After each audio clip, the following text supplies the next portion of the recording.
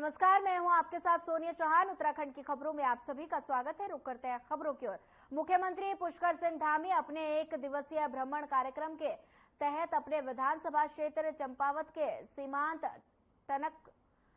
टनकपुर पहुंचे, जहां पर उन्होंने सर्वप्रथम मुख्यमंत्री ने टनकपुर के देहरादून के लिए प्रारंभ की गई रोडवेज बस सेवा की नई बस को हरी झंडी दिखाकर रवाना किया। वहीं इस दौरान बता दें कि मुख्यमंत्री अटल उत्कृष्ट आदर्श राजकीय बालिका इंटर कॉलेज टनकपुर पहुंचे, जहां पर आयोजित किए जा रहे द्वितीय पुस्तक मेले का विधि विधान से शुभारंभ किया।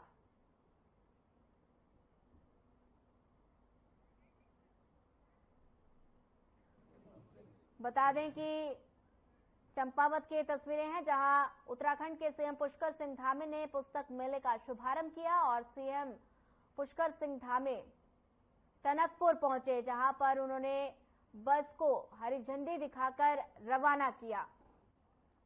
बता दें कि इस दौरान काफी संख्या में लोग वहां मौजूद रहे और बता दें कि सीएम पुष्कर सिंह धामी ने पुस्तक मेले का भी विधि विधान के साथ शुभारंभ किया। बता दें कि उत्तराखंड के सीएम पुष्कर सिंह धामी टनकपुर पहुंचे, जहां पर उन्होंने बस को हरी झंडी दिखाकर रवाना किया। वहीं इस दौरान बस को हरी झंडी दिखाकर रवाना किया गया। धामी सरकार ने उत्तराखंड के बजट की तैयारी शुरू कर दी है। सरकार ने इस संबंध में जनता के सुझाव आमंत्रित किए। वहीं कांग्रेस ने बता दें कि सरकार द्वारा जनता से मांगी गई राय पर सवाल खड़े किए और कांग्रेस प्रदेश प्रवक्ता शिषपाल सिंह बिष्ट ने कहा कि सरकार सिर्फ खानापूर्ति और औपचारिकता करती है। सरकार अपने चहेतों से राय मांगकर खुद ही अपनी सी पीठ थपथपाती है, जिसका कोई लाभ जनता को नहीं मिलता। आपको बता दें कि धामी सरकार ने वर्ष 2024-25 के लिए राज्य का बजट तैयार करने की प्रक्रिया शुरू कर दी है और इस क्रम में वित्त विभाग ने जनता से सुझाव मांगे हैं। सरकार का दावा है कि जनता की राय के आधार पर ही बजट तैयार होगा। वहीं विपक्ष ने इसे सिर्फ एक खानापूर्ति बताया है।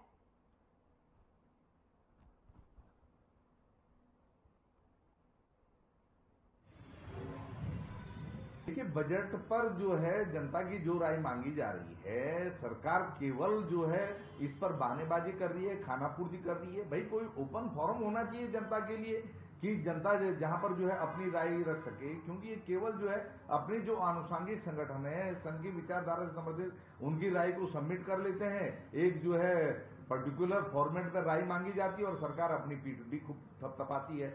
यही देखिए यूसीसी के मामले में भी यही हो रहा है। सरकार कह रही कि हमने 2 लाख से ज्यादा लोगों से जो है राय मांगी।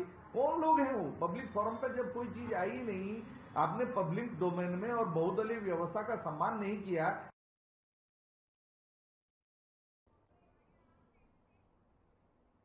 लोकसभा और राज्यसभा से विपक्षी दलों के 146 सांसदों के निलंबन के विरोध में उत्तराखंड कांग्रेस ने देहरादून में राजभवन का घेराव किया। कांग्रेस प्रदेश अध्यक्ष करण माहरा के नेतृत्व में सैकड़ों कांग्रेसी कार्यकर्ताओं और पदाधिकारियों ने विपक्षी सांसदों के निलंबन और उत्पीड़न से नाराज होकर केंद्र सरकार के खिलाफ जमकर नारेबाजी की। वहीं पुलिस ने प्रदर्शनकारियों को हातिब कड़कला में बैरिकेडिंग की सहायता से राजभवन से पहले ही रोक दिया और बता दें कि कांग्रेसियों के पुलिसकर्मियों से तीखी नोकझोंक भी हुई। वहीं कांग्रेस प्रदेश अध्यक्ष करण माहरा ने कहा कि लोकतंत्र को बचाने के लिए कांग्रेस ने राजभवन का घेराव किया। मोदी सरकार हिटलर शाही और तानाशाही की सरकार है। देश खतरे में है और लोकतंत्र भी खतरे में है। ऐसे में लोकतंत्र को बचाने के लिए विपक्षी दल पूरे देश भर में प्रदर्शन कर रहे हैं। वहीं नेता प्रतिपक्ष यशपाल आर्य ने कहा कि मोदी सरकार विपक्ष की आवाज को दबाने का प्रयास कर रही है, लेकिन विपक्ष के नेता जनता के मुद्दों को प्रमुखता से उठाएंगे और सत्ता पक्ष के सवाल करेंगे।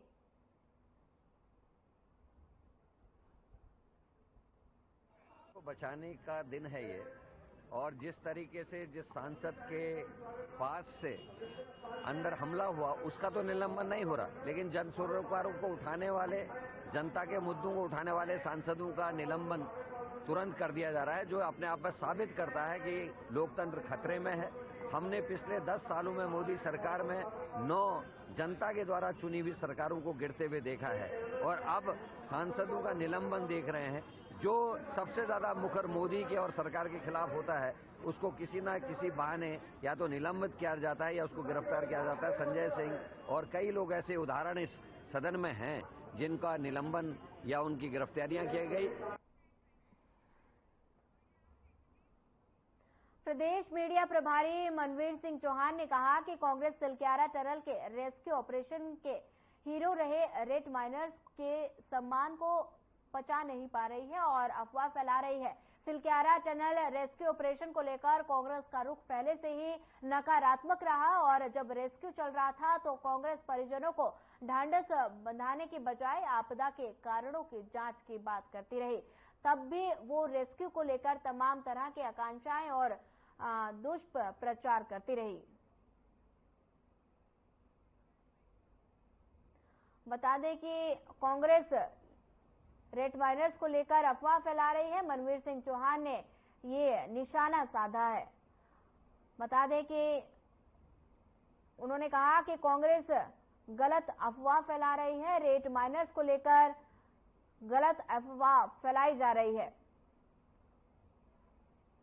बता दें कि मनवीर सिंह चौहान ने ये निशाना साधते हुए कहा कि कांग्रेस लगातार रेत माइनर्स को लेकर अफवाह फैला रही है। बता दें कि सिलक्यारा टनल में लोगों को सम्मानित किया जा रहा है। बता दें कि इस दौरान रेत माइनर्स को लेकर कांग्रेस पर अफवाह फैलाने का आरोप लगा है। 1989 में डालनवाला क्षेत्रांतर्गत के भूमि मेहर सिंह द्वारा खरीदी गई थी और तथा 1882 में मेहर सिंह के गुमशुदा हो जाने के बाद अप्रैल 2022 में अभियुक्त निरंकार व अभियुक्त संदीप ने अपने साथियों के साथ मिलकर कूट चरित्र दस्तावेज तैयार कर फर्जी तरीके से मेहर सिंह के नाम से अपने नाम रजिस्ट्री करवाई और उसकी भूमि की अभियुक्त जसपाल सिंह ने जून 2022 में अपने पुत्र विशाल धीमान को फर्जी तरीके से उपहार पत्र कर दिया और जिस पर प्राप्त प्रार्थना पत्र के आधार पर शिकायत पंजीकृत की गई, जिसे संज्ञान में लेते हुए पुलिस ने आरोपी को मोदीनगर से गिरफ्तार किया और आरोपी को न्यायालय के समक्ष पेश किया जाएगा।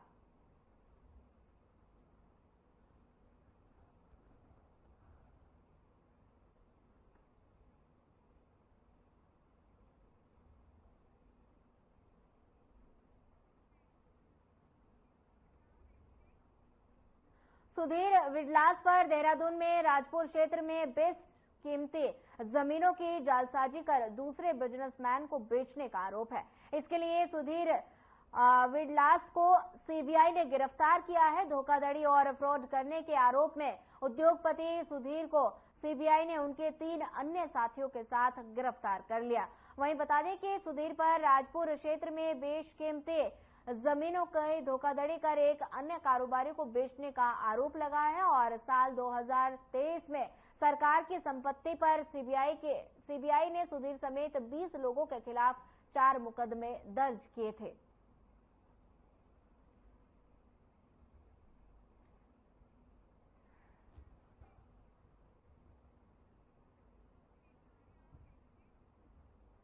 आगामी 24 दिसंबर को प्रदेश में सामाजिक संगठन भू कानून की मांग को लेकर आंदोलन करने जा रहे हैं, लेकिन उसके पहले धामी सरकार ने मूल निवास को लेकर शासनादेश जारी किया।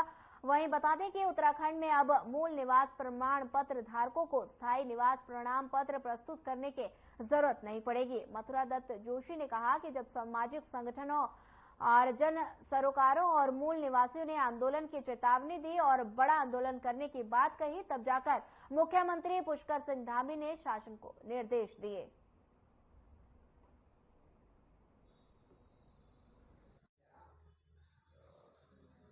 नहीं, अफवाह का सवाल ही नहीं है।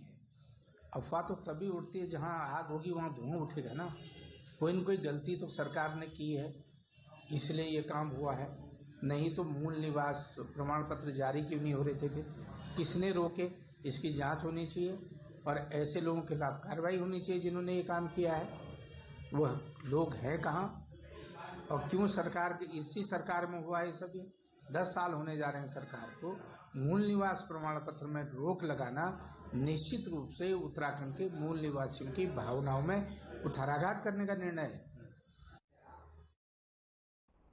केरल में कोविड के नए वेरिएंट JN.1 का मरीज मिलने के बाद उत्तराखंड सरकार ने भी एडवाइजरी जारी करते हुए प्रदेश के तमाम जिलों को स्वास्थ्य व्यवस्था दुरुस्त करने के निर्देश दिए। प्रदेश के तमाम अस्पतालों में मेडिकल सुविधाएं चुस्त दुरुस्त हों, इसके लिए स्टेट नोडल अधिकारी डॉक्टर पंकज सिंह ने जानकारी देते हुए कहा कि कोविड का नया वेरिएंट मिलने के बाद उत्तराखंड में जरूर एडवाइजरी जारी की गई, लेकिन ये कोई हाई रिस्क नहीं है और ना ही अभी तक प्रदेश में इस तरह का कोई भी मामला फिलहाल सामने आया है। ये बात जरूर है कि एडवाइजरी जारी होने के बाद प्रदेश के तमाम अस्पतालों में व्यवस्थाएं दुरुस्त हों, इसके लिए निगरानी की जा रही है और अगर कोई केस आता है तो समय पर उचित उपचार मिल सके, ये सुनिश्चित किया जा रहा है। देखिए, ऐसा है ना कि पहले तो मैं ये बताना चाहता हूँ कि ये कोई नया वायरस नहीं है, ये वो सेम वायरस ही है, उसमें समय समय पर बदलाव होते रहते हैं, तो ऐसा कोई घबराने की जरूरत नहीं है। जिस वेरिएंट की बात हो रही है JN.1 जो केरला में नोट हुआ है, ये इस तरह का वेरिएंट कोई भी अभी तक उत्तराखंड राज्य में नोट नहीं हुआ है। हरिद्वार में 23 दिसंबर से लेकर 26 दिसंबर तक VVIPO का मोमेंट रहने वाला है और इसी को लेकर उत्तराखंड के DGP अभिनव कुमार ने हरिद्वार पहुंचकर गुरुकुल कांगड़ी विश्वविद्यालय और हरिहर आश्रम का स्थल निरीक्षण कर स्थिति का जायजा लिया और साथ ही आने वाले VVIPO की सुरक्षा में किसी भी तरह की कमी ना हो जाए, इसके लिए पर्याप्त मात्रा में पुलिस फोर्स भी तैनात किया जाएगा और जिसमें संघ प्रमुख मोहन भागवत, लोकसभा अध्यक्ष ओम बिरला और केंद्रीय रक्षा मंत्री राजनाथ सिंह, उत्तर प्रदेश के मुख्यमंत्री योगी आदित्यनाथ, उत्तराखंड के मुख्यमंत्री पुष्कर सिंह धामी और कई राज्यों के राज्यपाल भी कार्यक्रम में उपस्थित रहेंगे, जिसको लेकर उत्तराखंड के DGP अभिनव कुमार ने सुरक्षा के मद्देनजर पर्याप्त मात्रा में पुलिस फोर्स तैनात किया जाएगा और जरूरत पड़ने पर रूट भी डायवर्ट किए जाएंगे। यहाँ पे गुरुकुल कांगड़ी विश्वविद्यालय में 3 दिन का उनका कॉन्वोकेशन और महोत्सव चलेगा और उसमें पहले दिन माननीय उपराष्ट्रपति जी पधार रहे हैं। उसके बाद लगातार 2 दिन और देश भर से अलग अलग राज्यों से केंद्रीय मंत्री, राज्यपाल महोदय, उपराज्यपाल महोदय, मुख्यमंत्री महोदय, ये लोग सब पधारेंगे। तो आज पहले मेला कंट्रोल रूम में उसकी मीटिंग करके उसकी समीक्षा की गई और फिर जाके वहाँ गुरुकुल कांगड़ी में जहाँ मेन फंक्शन होना है वो कार्यक्रम स्थल भी देखा गया और इसी प्रकार हरिहर आश्रम में भी 24, 25, 26 में 3 दिन जो है यहाँ भी एक बड़ा आयोजन हो रहा है।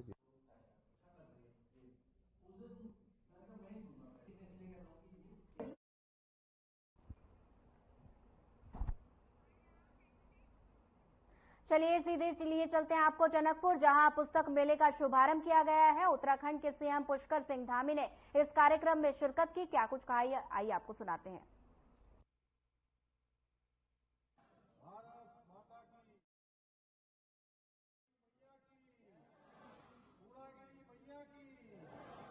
शारदा मैया की, शारदा मैया की।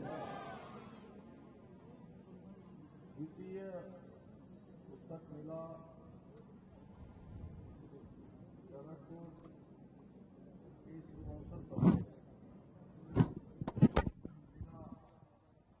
समिति के अध्यक्ष आदरणीय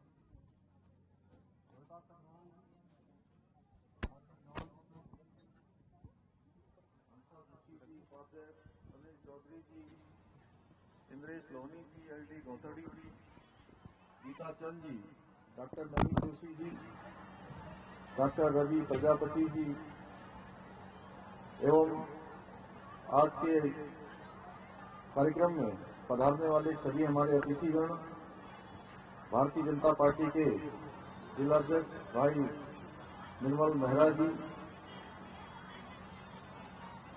प्रदेश मंत्री बहन दीदी हेमा जोशी जी, श्री विकास शर्मा जी, गोविंद जी, हमारे बगोली जी, भट्ट जी एवं यहाँ पर उपस्थित हमारे रजवार जी समेत हमारे दोनों प्रतिनिधि सोनू भाई इस क्षेत्र के सभी हमारे गणमान्य खीमानंद भट्ट जी से लेकर वर्मा जी तक, जोशी जी से लेकर, मैं एक एक का नाम लूंगा, हमारी बहन किरण देवी जी से लेकर अनेकों आए हुए सभी अतिथिगण, हमारी सभी माताएं बहनें, सभी मेरे नौजवान साथियों,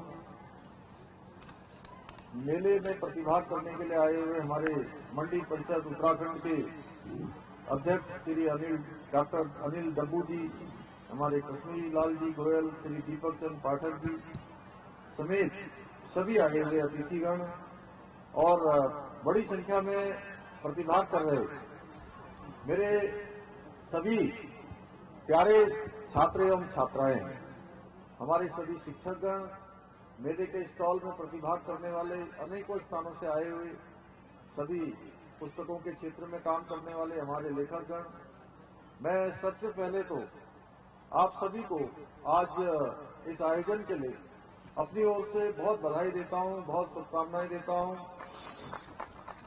पुस्तक मेला आयोजन समिति ने टनकपुर में प्रतिवर्ष पुस्तक मेला की ये जो परंपरा प्रारंभ की है, वह निश्चित रूप से केवल टनकपुर क्षेत्र के लिए, चंपावत क्षेत्र के लिए या आसपास के क्षेत्रों के लिए नहीं, वरन समस्त उत्तराखंड के अंदर ये मेला एक पाथे का कार्य करेगा और जगह पर भी इस प्रकार के मेले आयोजित करवाने में निश्चित रूप से लोगों को कहीं न कहीं प्रेरणा देने का काम करेगा।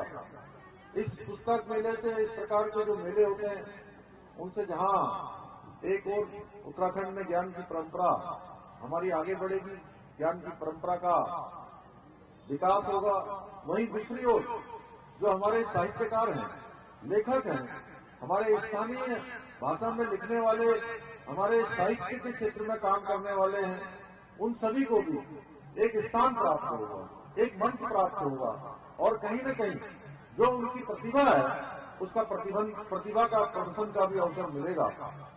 हमारे शास्त्रों में कहा गया है, साहित्य संगीत कला विहीन साक्षात पशु पुक्ष विषाणहीन, यानी कि इसका अर्थ है कि साहित्य संगीत और कला से विहीन व्यक्ति बिना पूछ के पशु के समान है, जिसके अंदर इन चीजों का समावेश नहीं है। निश्चित रूप से कहीं न कहीं उसको इस प्रकार की संज्ञा दी गई है। इस पुस्तक मेले की थीम है, मैं देख रहा था, नशा छोड़ें पुस्तक चुनें। ये निश्चित रूप से आप समझ सकते हैं कि हमें अपनी भावी पीढ़ी के लिए नशे को न कहना, नशे से दूर रखना और पुस्तकों को, इस प्रकार ज्ञान के भंडार को, और मैं सच कहूं तो पुस्तकें दिमाग को खुराक देने का काम करती हैं, दिमाग को पोषण देने का काम करती हैं। इसलिए पुस्तकों को हाँ कहना है और जो खराब चीजें हैं उनको ना कहना है। भाइयों बहनों, उत्तराखंड में हम पूरी शक्ति के साथ ड्रग ट्रैफिकिंग को रोकने के लिए, इसके तंत्र को पूरी तरह से ध्वस्त करने के लिए निरंतर प्रयास कर रहे हैं, क्योंकि नशा केवल एक व्यक्ति को ही नहीं बल्कि उसके सारे परिवार, समूचे सामाजिक परिवेश को पूरी तरह से ध्वस्त कर देता है, इतनी हानि पहुंचाता है जिसकी हम कल्पना नहीं कर सकते। नशे के कारोबार से जुड़े हुए व्यक्ति न केवल कानून बल्कि समाज के भी दुश्मन हैं, और ऐसे अपराधियों का आज जिस गति से हमारा समाज आगे बढ़ रहा है, ज्ञान विज्ञान आगे बढ़ रहा है, हम सब आगे बढ़ रहे हैं, तो ऐसे सभ्य समाज में, ऐसे विकसित होते हुए समाज में, ऐसे आगे बढ़ते हुए भारत में कोई स्थान नहीं है। यदि हमें अपने सामाजिक ढांचे को सशक्त करना है, लोगों के जीवन स्तर को ऊंचा उठाना है, तो हमें संकल्प लेकर ये जो नशे का दानव है, नशे का जो राक्षस है, नशे की जो विकृति है, उस विकृति को समाप्त करना होगा।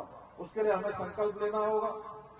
आदरणीय प्रधानमंत्री जी से प्रेरणा लेकर हम निरंतर इस दिशा में आगे बढ़ रहे हैं। हमने वर्ष 2025 तक देवभूमि को ड्रग्स फ्री देवभूमि का हमने संकल्प लिया है। और राज्य सरकार इस दिशा में तेजी से आगे बढ़ रही है। लेकिन राज्य सरकार के साथ साथ हम सब लोगों को भी आगे बढ़ना होगा। हम लोगों को भी अपने अंदर जागरूकता लानी होगी। हर एक व्यक्ति को जागरूक करना होगा। जितने लोग हमारे सबसे आगे बैठे, हेमा जोशी जी, रोहितास अग्रवाल जी, हमारे सचिव साहब, हमारे सभी हमारे डब्बू भाई हैं, मंडी परिषद की तरफ से चला सकते हैं। उधर हमारे रामू जोशी जी बैठे हैं कटिमा से, ये देखिए सोनू जी बैठे हैं, दीपक पाठक जी हैं, सारे लोग हमारे बोरा जी समेत जो बिल्कुल सामाजिक क्षेत्र में काम करने वाले हैं। हमारे खीमानंद भट्ट जी जो अभी भी अमोली से मोटरसाइकिल से वहां छतरपुर तक पहुंचते हैं। एक बार इनसे ताली बजाइए। देखिए इन्होंने जीवन में संयम, नियम, आचार व्यवहार को अपनाया, इसलिए आज इतनी आयु होने के बाद आज स्वस्थ नौजवानों से ज्यादा काम करते हैं, उनसे ज्यादा अनुशासन में रहते हैं। ये कहीं न कहीं जीवन में जो खराब चीजें हैं इन्होंने इसको स्वीकार नहीं किया है।